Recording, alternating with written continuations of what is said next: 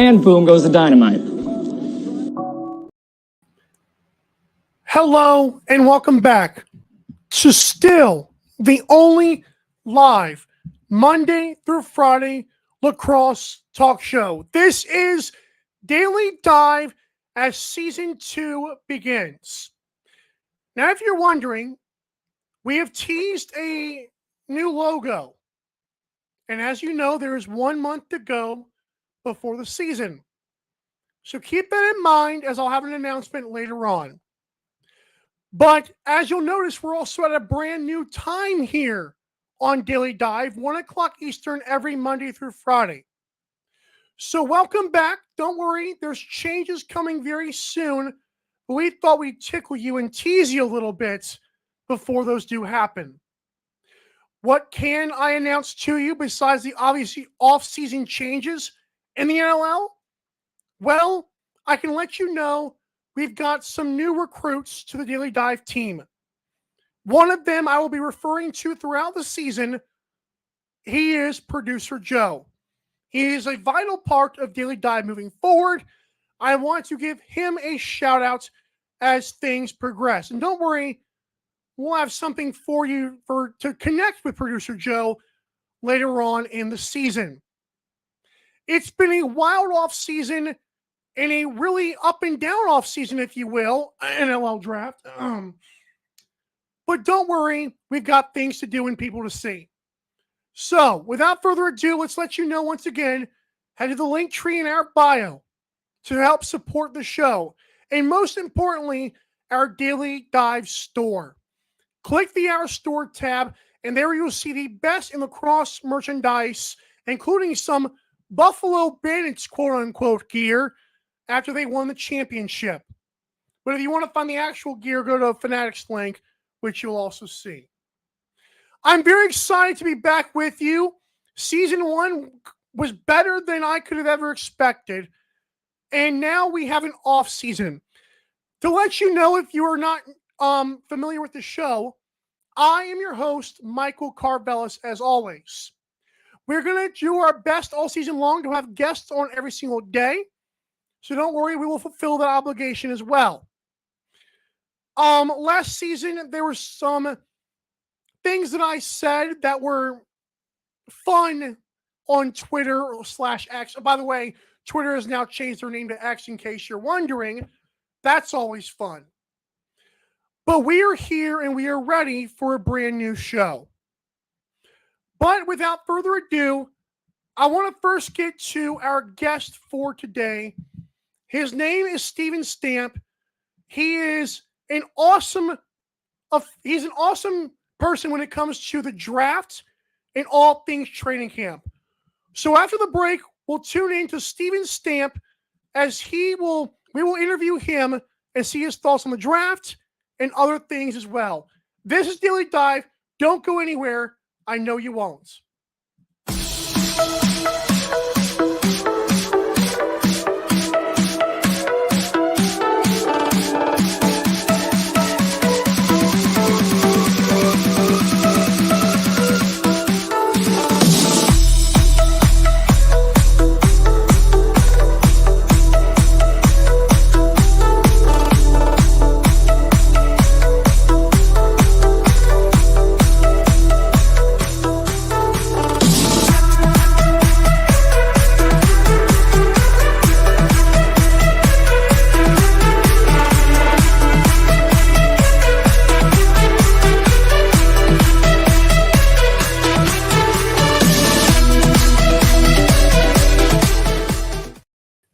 Welcome back to Daily Dive. I'm your host, Michael Carvelis, and we are joined by a very special guest, Mr.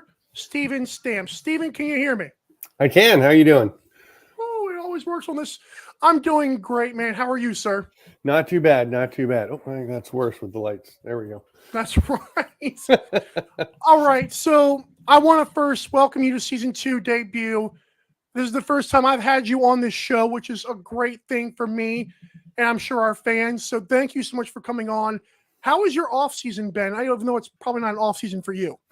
Yeah, there's not really much of an off season, but because it's, there's summer lacrosse and all kinds of things. So it's been pretty good. It's been really interesting in our lot going on in my wife's and my life. So a lot of things outside lacrosse that have been pretty interesting. But yeah, no, it's good. It's exciting to get the NLL season, ready to roll again.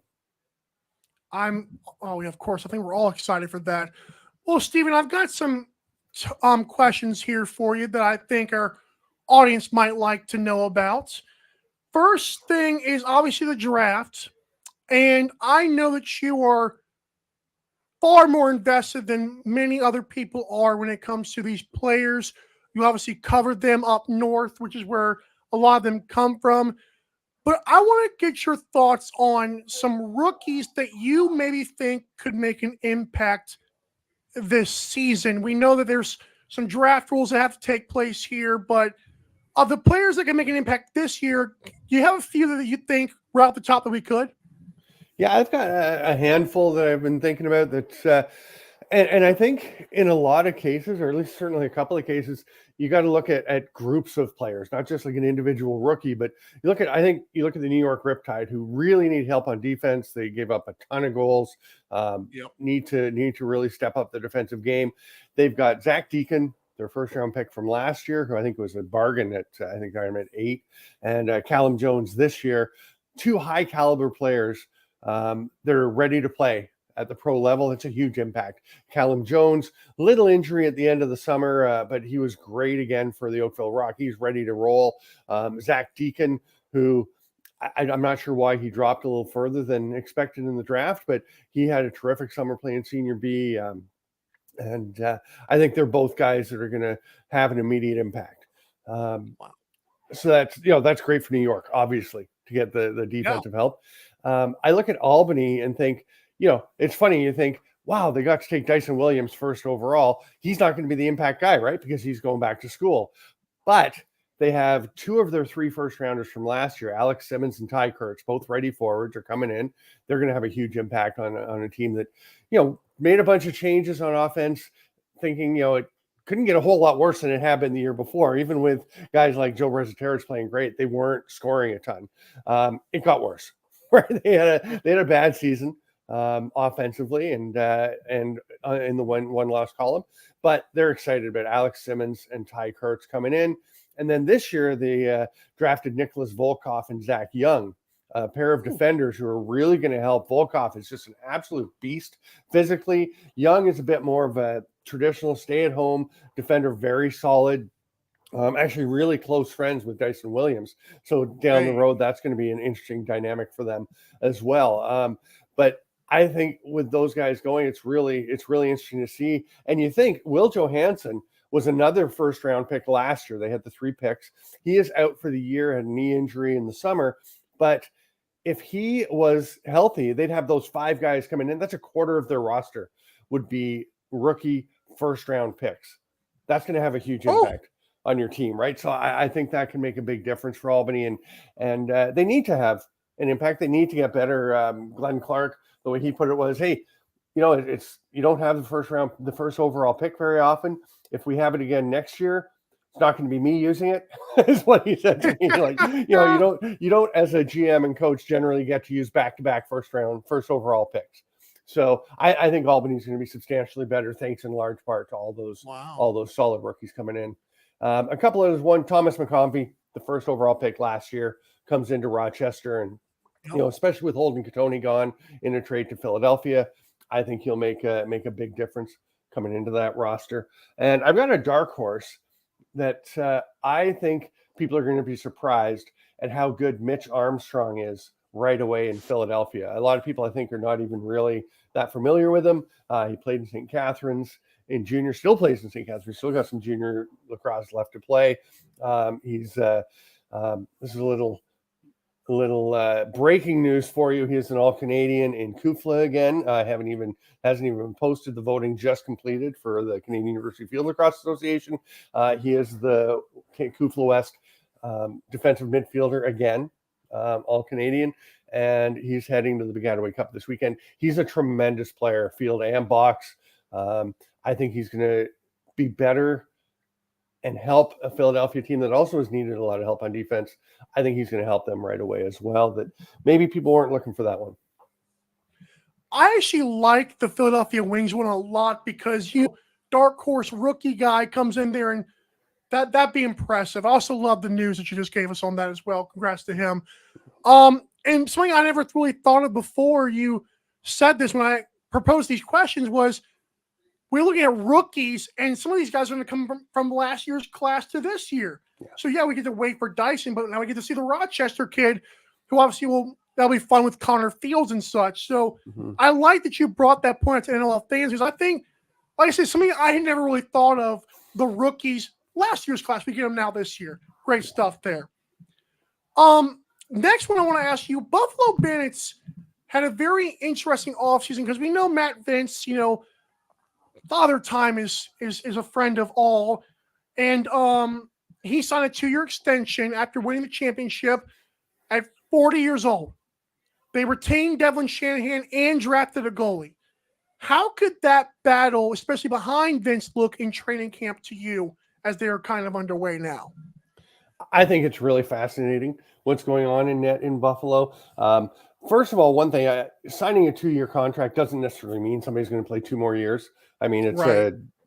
Guys sign contracts and he could still go 1 more year and then retire, or he could play 5 more years. I mean, he's still in amazing shape. I remember back when Vince and Aaron Bold were the 2 goalies for the Rochester Nighthawks, and some guys in the team told me, and the coaching staff told me, when they did their opening of training camp fitness testing, they finished first and second on the team in fitness testing. That does not happen with goalies that often. Both guys are still in amazing shape. Aaron Bold's got a personal training business that he runs, and Matt Vince is he's a high school gym teacher, but he could, he could be a personal trainer if he wanted. I think people would be pretty happy to be in the kind of shape he is. But he's going to stick around. A lot of people did think, of course, hey, if they win the championship, he's going to retire, go out on top. Guilty. And he resigns, right? So he's sticking around. And the one thing about Matt Vince, he loves to play. He's not a guy who'll take a game off here or there, take some minutes off here or there. He plays pretty much start to finish every game and wants to. I think they do have to enforce. If I was running them, and John Tavares knows a lot more about this game than I ever will, but if I was coaching Buffalo, I'd say, Matt, anytime we have 2 games in a weekend, you're getting a game off. We're not playing you 2 games. I'd get him to take a game off here and there, especially if you get off, if you're doing well, get off to a good start and you have a good record and you're looking really solid for the playoffs. I would be inclined to try and keep him fresh, although it never seems to have been a problem for him. But like you said, Father Time's undefeated, and at some point he's going to have to face some of the things that the rest of us face apparently a lot earlier in the process of aging. I found it surprising when they got Orleman and then heard that they'd signed Devlin Shanahan, because I think it's great to have depth in net. Yeah. It's have more guys. If somebody gets hurt, if whatever happens, you want to have depth. You want to have people available. It's hard to keep good depth in net because it means you've got 2 guys on the roster, unless you do like Georgia did a few years ago, which is roster 3 goalies on the active squad, which is very rare, and they didn't even do it for that long. Unless you do that, you're going to have 2 guys on the roster and 1 guy in the practice squad. So Vince is your starter. Who's going to be on the practice squad? Who will accept it? I can't see Devlin Shanahan accepting that. He served his apprentice time. He needs to be active. He's shown, I think, that he's good enough for an active roster spot and probably could do well starting at this point. He's been fantastic in Nanaimo in the summer. Teams are aware of how good Devlin Shanahan is, and I don't think he's going to be a practice squad guy. So, wow. So if he doesn't win that second spot, the backup spot, what happens? I think people are looking at that situation. Other teams saying, hey, what do we do if and when somebody gets released from this club? Now, Orleman, he's young, he's quite a bit younger. He's just a young guy, but he's already been a starter in New York. It went okay. He had, he's an all rookie team guy. I thought it was okay. Yeah. Yeah. He's a good goalie, but he's a young goalie, and young goalies aren't generally consistent. He's had some struggles, and as most young goalies do. So would he accept being on the practice squad, having been a starter? And now, it's Buffalo. Maybe it's a bit different when you're with the defending champions. And the GOAT, yeah. and a favorite, right? They've got to be one of the favorites to be competing for the Oh, championship again this year. So yeah, I don't know. I think it's really interesting, and do all three of them come out of camp and stay with the team? I don't know. mm-hmm. You think we got some little trade bait going here?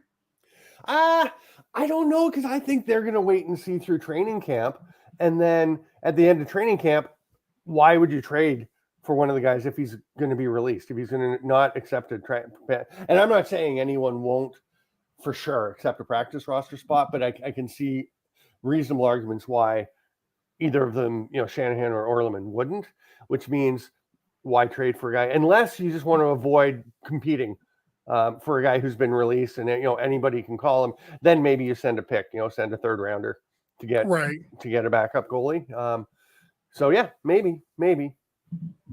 I have a side question for you here.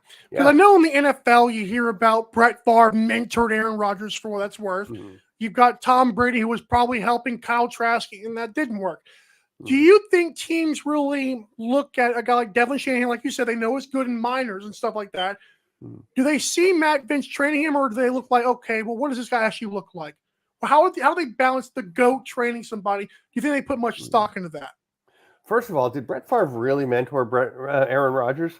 I don't think he wanted to help Aaron Rodgers at all at the time. Right. Oh, that's a fair point. He saw the threat there. But yeah, in this case, I think Matt Vince, I think he is a great mentor for young goalies. I think he's a teacher, so that, and a coach.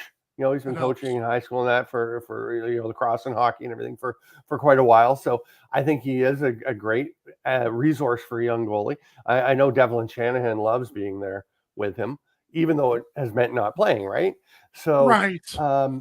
I think there is definitely a mentorship going on. You look at someone like a Mike Poulin, has definitely helped some young goaltenders. In his case, he went directly from playing into being in the front office for Georgia, and was a big part, I think, in Brett Dobson's early success. And was good, and now, of course, now he's come back to play again. And now, how much is Poulin going to be mentoring Chris Origlieri out in San Diego? Because they signed Origlieri for 5 years, and now Poulin comes out of retirement. It is because the talk was, hey, Chris Origlieri is the guy now; he's the starter, and then you get Mike Poulin in a trade, you get him to come out of retirement. So he, obviously Origlieri is not the guy yet, and which again, he's 21 years old. I mean, that's reasonable to not anticipate a 21-year-old goalie being your everyday starter for a championship team, because it has never happened, right? Even Christian Del Bianco took longer than that. Took till he was 23 or 24 to really be the guy, like one of the best in the league. Yeah, it's funny how fans, we see so much younger guys, we expect so much of them, but really it's like they're not even done growing yet. Give them a chance to grow. Do you find it weird that so many goalies now are coming out early and getting drafted with a couple of years left in junior, when goalies traditionally are the latest position player to mature? They usually hit their peak 27, 28, whatever. So why are we drafting kids when they're 19, 20 years old?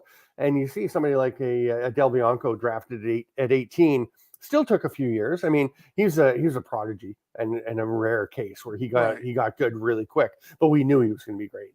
Dylan Ward was a young goalie coming out of college, coming out of Bellarmine. Still younger than took a little bit. Yeah, he's just like 29, 30, right? That's crazy. Yeah, and but you see even you've seen guys like Lane Rushka picked. You've seen Thomas Kajzak picked this year with Deacon a year Knott. of junior or 2 years of junior. Deacon Knott with a year left, and goes back and gets traded to Burlington and wins the Minto Cup and was fantastic. Chris Origlieri, who we just mentioned, right? He's got 2 years of NLL experience under his belt, and he was in Orangeville this summer playing junior and goalie of the year for the OJLL, ahead of a couple of guys who were just drafted.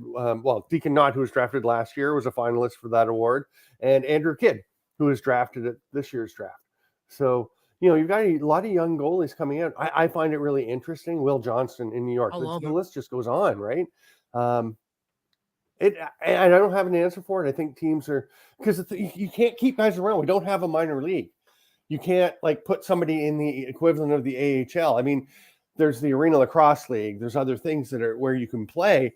So many of them, yeah. Yeah, but there aren't direct affiliations. So Exactly. you don't get to keep them and say, hey, go and play for the Brampton Express or go and play for the Whitby Steelhawks, and we still have your rights and we'll call you up when you're ready. You have to release these players. So, yeah, I find the whole goalie situation very fascinating, and I haven't been able to wrap my head completely around it yet.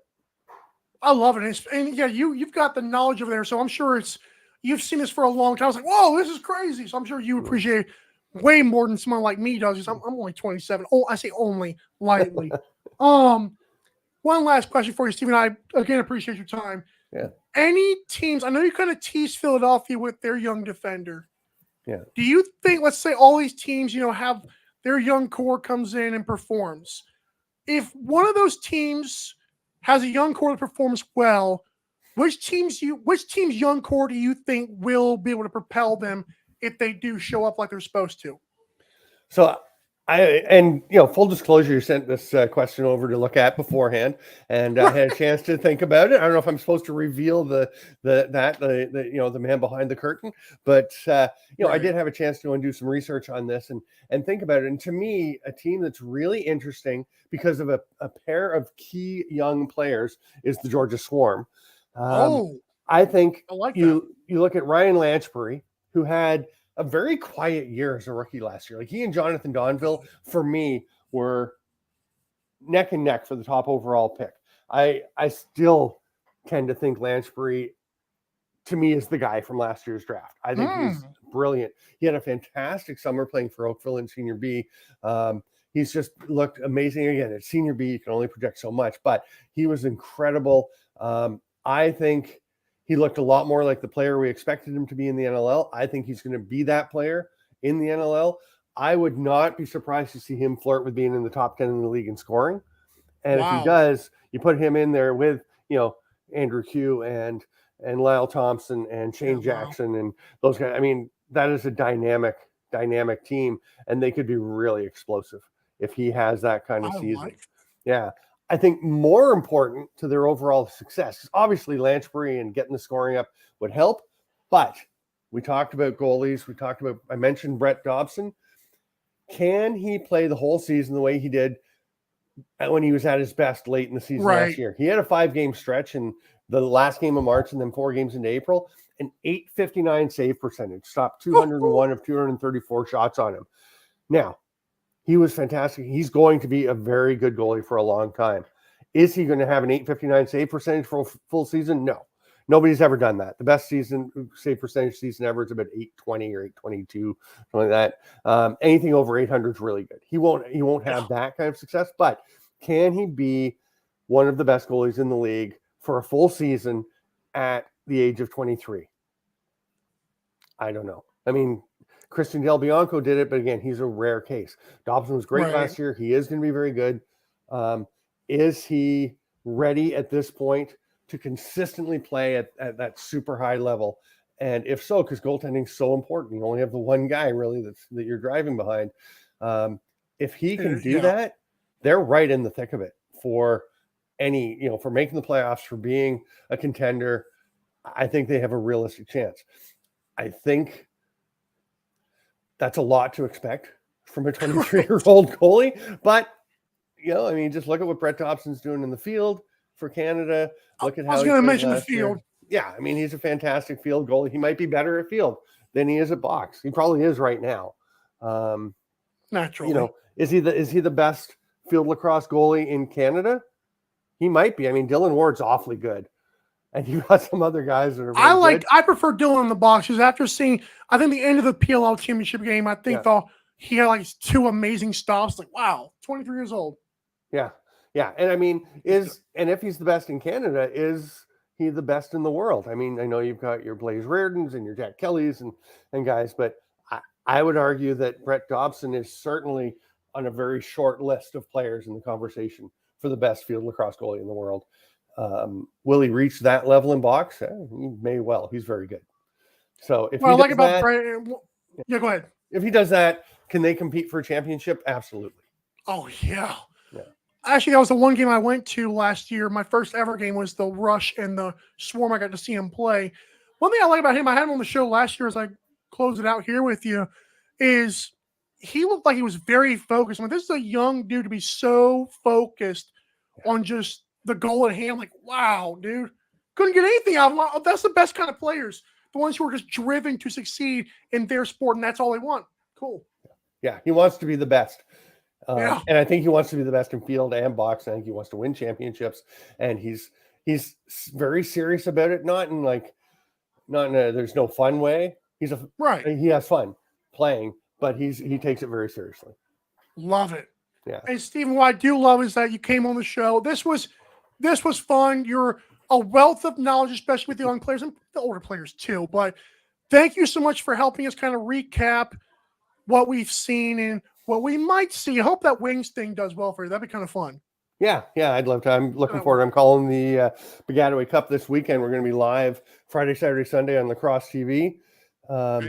And he's playing for Brock again. They went to the championship last year, and they actually have a championship game rematch in the quarterfinals this Friday at 7:30 on lacrosse TV and the Kufla YouTube channel. So get a chance to watch Mitch again.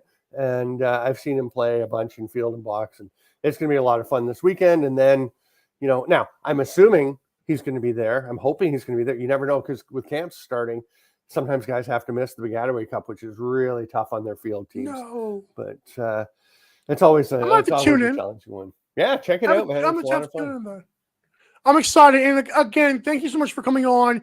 You're a great guest on this show, and we're going to have you on in the future for sure. Thank you, Steven Stammer by @StampLax on Twitter, X, whatever. Yeah. Thank you so much, Steven. Hey, thanks. It's fun being here. Absolutely. We bring the good guest on this show. That was Steven Stamp. If you don't know him, you should. He had an entire mock draft, like 50 players before the draft even came. That was awesome. And it also helps people like me. We're getting watching lacrosse for my third year. Helps out a bunch. Hey, when I come back, there were some crazy offseason changes. We're talking standings and players bouncing around. This was a fun offseason, and we ain't done recapping it. Coming up next, Daily Dive. Don't go anywhere.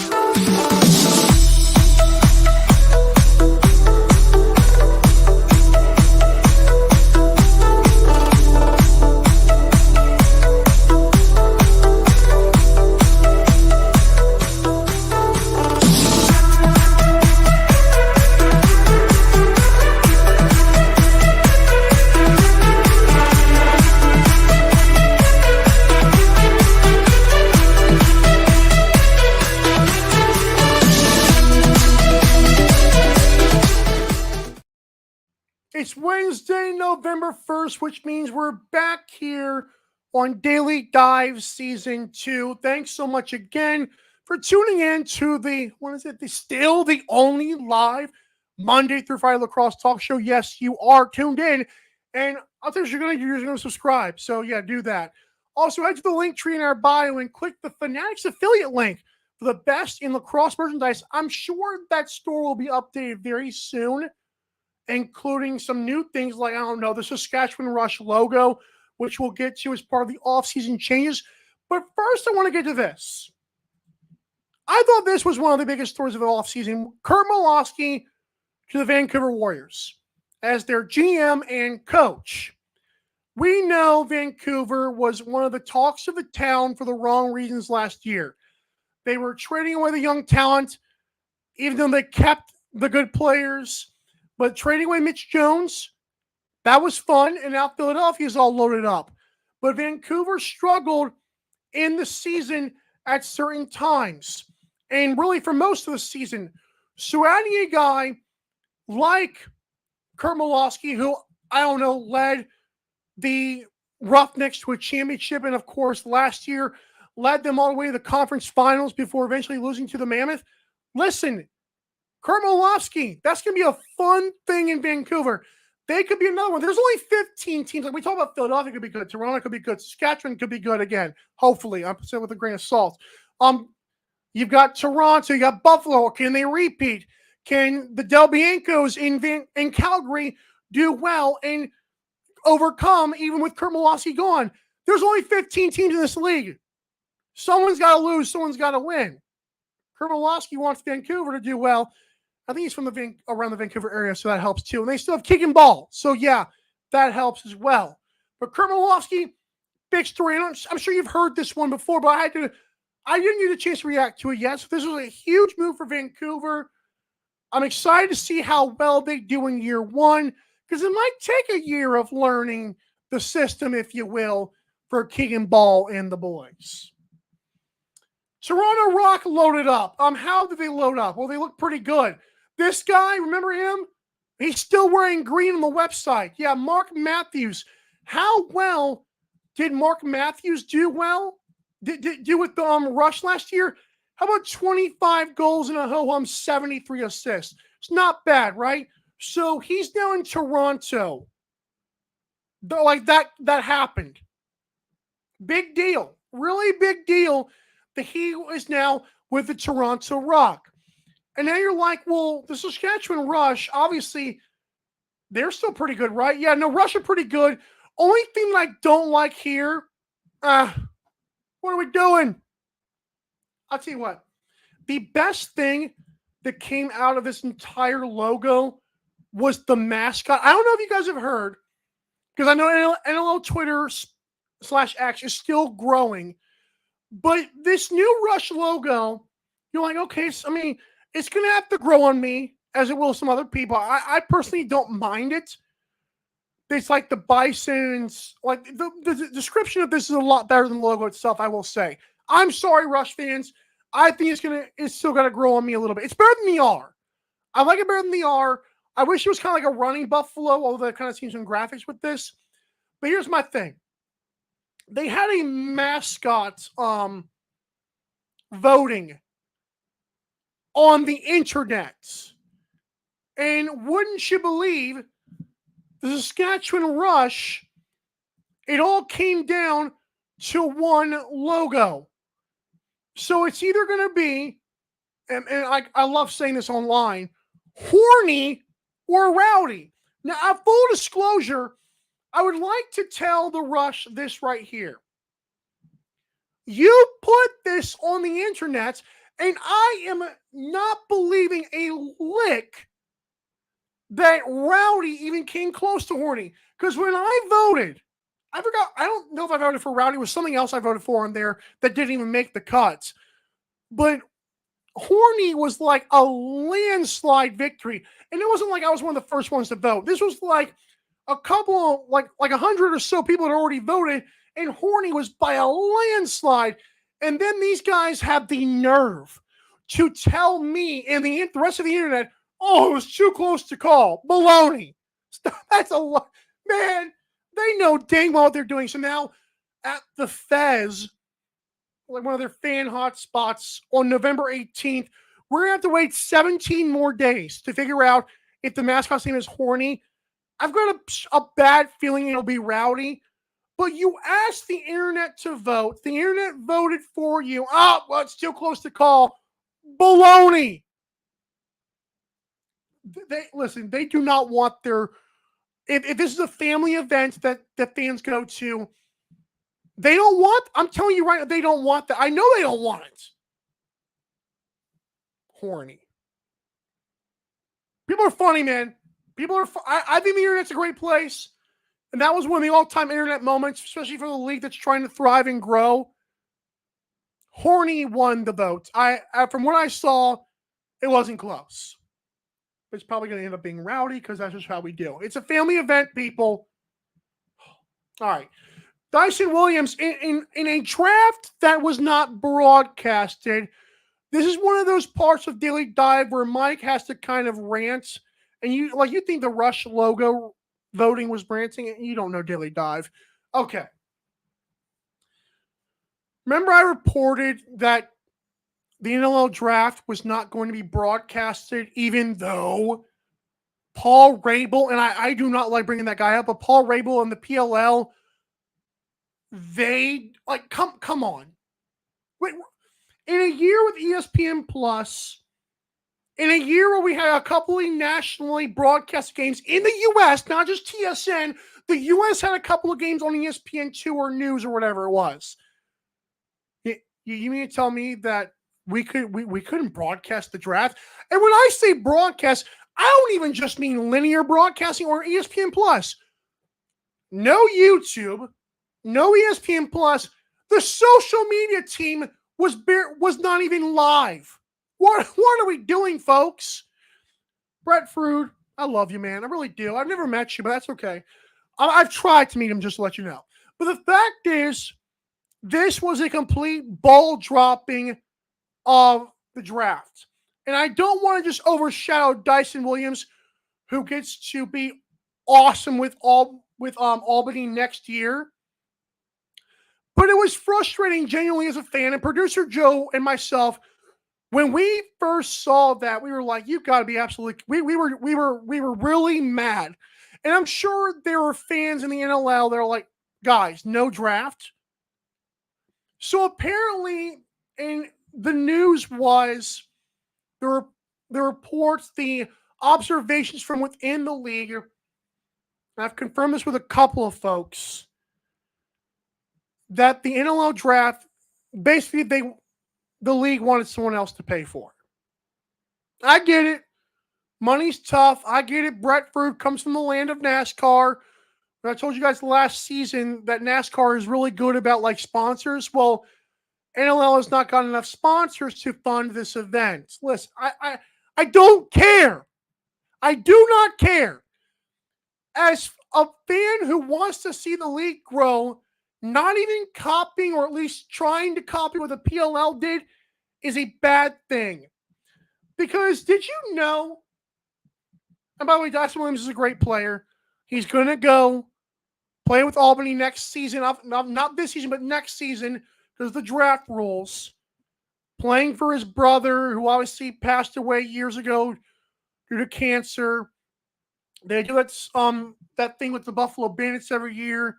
I love it. Okay, Dyson, really great stuff. His father obviously is coaching with the Desert Dogs. Okay, but this leads me to my next point about LeBron James. And you're like, well, Michael, where does LeBron James come in the equation here? Well, I will personally tell you, okay?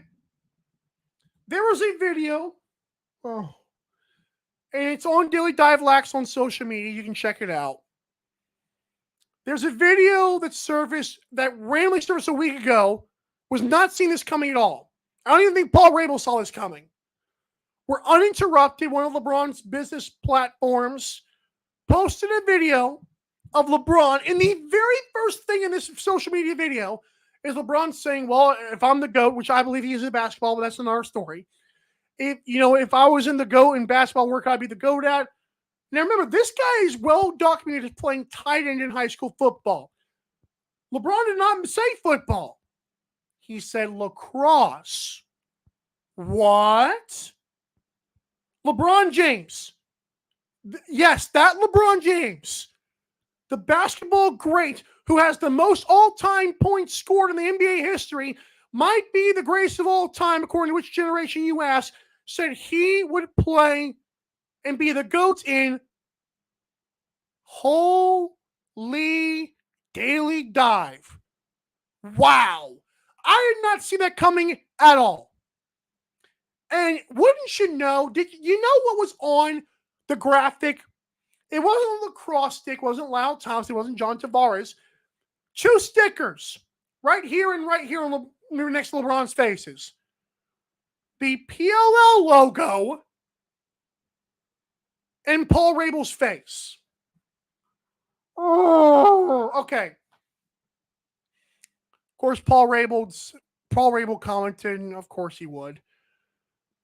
Remember last year when people kind of were like, well, PLL can be good? No, they can't. I told you guys Paul Rabel is not a fan of the NLL. He's not. Maybe it's because he sucked. I don't know. The fact is, I'm saying the NLL he's talking. I'm not saying the other league that he played. I'm saying the NLL, he was not as good, okay? And the fact remains, Paul Rabel is putting in people, at least in America's minds, in the United States' minds, that PLL is the only lacrosse product. Yes, have I seen lacrosse game? I've seen lacrosse game. Field is not box. And so when Dyson Williams, one of the best generational talents in years, is not, his own draft is not even broadcasted, that is a damning thing to this league's growth. I am tired of saying grow the game. It seems like a brand at this point. It does not seem like a genuine thing anymore. It seems like, oh, grow the game. How many years are we going to grow this game before we finally take off? I don't know. Oh, I think that was a problem. But I'm glad Dyson Williams did go to Albany. There was talk that maybe he could be traded to the number 2 or number 3 Vegas Desert Dogs could move up, so his father could get him. That would have been cool. But I think Albany deserves this. Okay. Another thing that happened was that Matt Vince, as we mentioned with Steven Stamp, returned to the Buffalo Bandits for a 2-year extension. As Stamp brought out, and I was going to bring out, which is ironic that he brought this up, this could mean he could play the 1 year and retire, technically retire, or he could play 5 more years. I'll tell you what, I may be biased in this because I did watch him show up last year. I thought if he won the title, he would have retired at 41 years old, or he's around the 40 range. I was shocked he signed a 2-year deal. So my grain of salt on this is that he will play 1 more season, and I will not make my championship pick yet, but just know I believe, I mean, I'm kind of giving this away. Just know I believe that he will play for 1 more season, okay? I will say that. That's what I'm going on record as saying. I believe he will play 1 more season. I do not see 2. I dang sure don't see 5. Now 5 would be cool. But I think this guy had to dig in the tank a lot last season. From my observation as a casual kind of hardcore NLL fan, that was my observation. I'm interested to know what you guys think in the comments. Do you think he plays 1 more year? Do he plays 5 more years? Do you think he just plays out the 2-year contract? I think he gives it a year. And then I think something else happens after that. But we are not done with our lacrosse talk. We got 1 more segment coming up. You're not going to want to go anywhere. Daily, and I know you won't. Daily Dive will be right back, and we'll wrap it up next.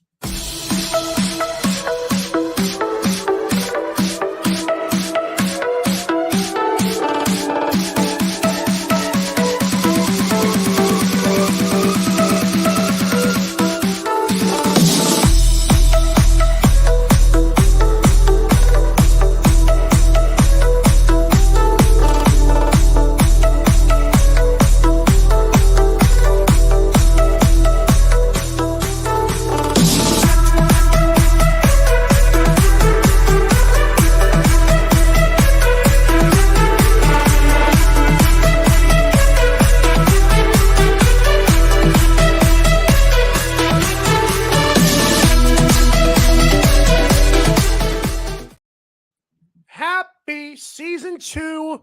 Once again, it's the NLL talk show here. I'm not really branded that, but it's Daily Dive, and welcome back, everybody. Hope your off season was great. I know mine was. And we've got some good announcements that'll come at the end of the show as we keep teasing the official season 2 return, which of course the season starts December 1st. But we came on a month early because we love you guys. We'll be back tomorrow and Friday, of course, as well. All right. Remember to go to our link tree in our social media bios and click the B-Res Coffee Company logo. It's coffee made by gamers for gamers, because I'll be honest, you're tired. You're in the middle of your workday. You might be on your lunch break, for God's sake. I hope your lunch is great. You might need the extra boost of energy with coffee flavors you never knew that you needed. Head to BRazCoffeeCO.com and use the code DAILYDIVE in all caps, no spaces. You got to go there and let them know that we sent you. The coffee flavors you never knew you needed. It's coffee made by gamers for gamers. BRaz, that's BREZ, CoffeeCO.com, code DailyDive. As I was one of the ones to report, well, not report, I was one of the ones who analyzed this first. No more conferences in the NLL was possibly the biggest story of the offseason, aside from Kurt Malossi. Because I'll be honest, after Mark Matthews happened, and then you saw Patrick Dodds, I believe it was, go to the Saskatchewan Rush, which I'll get to tomorrow with them. Wow, this happened. So I guess there was something Brett Fruin in the league did right. And people are like, well, I don't really like this. I don't like the whole everybody plays everybody. Ha! I do. Enjoy yourselves not watching, because I dang sure will watch. And there was some very interesting terminology that Commissioner Brett Fruin did use. So I just want people to understand, once again, where Brett Fruin comes from. Their second-year commissioner of the NLL, Brett Fruin of the National Lacrosse League, the league most successful, but whatever they say on their website. He is from NASCAR, which is known for sponsors. And sponsors are what the NLL needs. When announcing this on the NLL.com website, the league said, and Brett Fruin was quoted as saying, this will not only help grow the game and become more modern, but he mentioned it'll help like the revenue of the league. So basically, they believe it's going to bring in sponsors. They believe advertisers will latch on to this new idea. I believe the WNBA does no conferences as well. So if you look on the NLL website, you're going to see page 1 and page 2. There is no East, there is no West. Now, technically, teams are in the East and in the West. But I believe there's this one game where one team has to travel all the way to Timbuktu to face the Seals or something like that. And so, they're actually playing everybody. Like, there is no in-between little sneaky link to this. This is a real deal. And then I think there's 2 or 3 flex games. Big thing for the NLL, in my opinion. Big deal.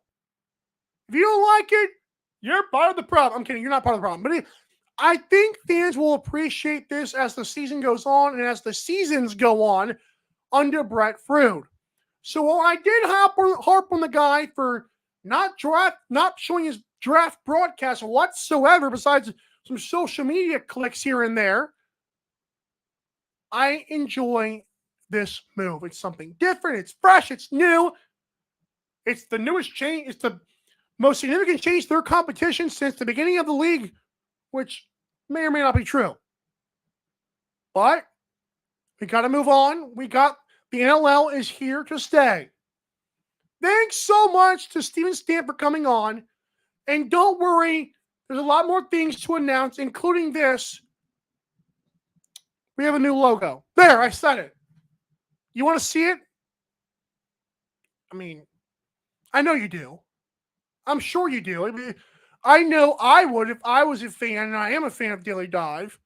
So you're not going to see it now, but stay tuned to the social media page at Daily Dive Lax.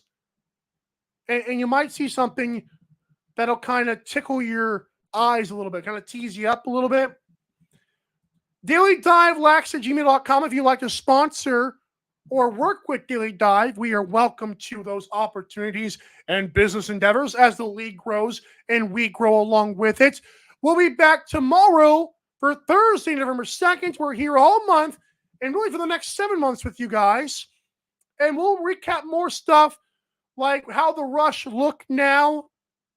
We're going to look at the PLL and the significance of what season that happened. We'll have another guest on because, we love you guys and you love us. So thanks so much for producer Joe, for everyone that works behind the scenes Daily Dive. I'm your host, Michael Carvalho, saying have a great rest of your day. Stay tuned for that new logo. I'll tell you when it's coming. This has been Daily Dive. Have a great day.